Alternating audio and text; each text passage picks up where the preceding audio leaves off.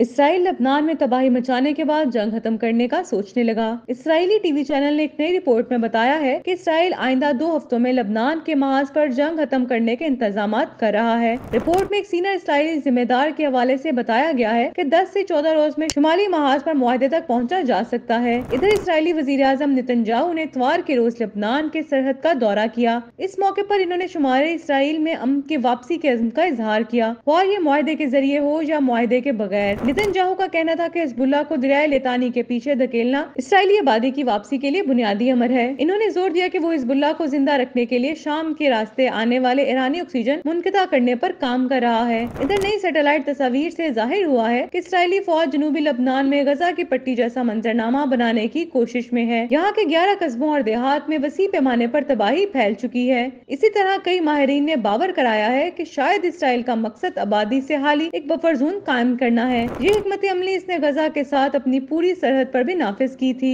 جنوبی لبنان میں زمینی آپریشن کے آغاز کے بعد اسرائیلی فوج نے دانستہ طور پر سرحدی علاقوں میں لبنانیوں کے درجنوں گھر دھماکوں سے تباہ کر دیے۔ اس دوران اس نے بعض دیہات میں داخل ہونے کی کوشش کی، جہاں سے بعد میں وہ باہر نکل آئی۔ لبنان پر اسرائیلی حملوں میں شدت آنے کے بعد تقریباً 10 لاکھ افراد نقل مکانی کر چکے ہیں۔ ان میں زیادہ تر کا تعلق جنوبی لبنان سے ہے۔ بعض لبنانیوں کو خدشہ ہے کہ اسرائیل 25 برس قبل جنوبی لبنان کی آزادی کے 25 برس بعد دوبارہ سے اس کے بعض حصوں پر قبضہ کر لے گا۔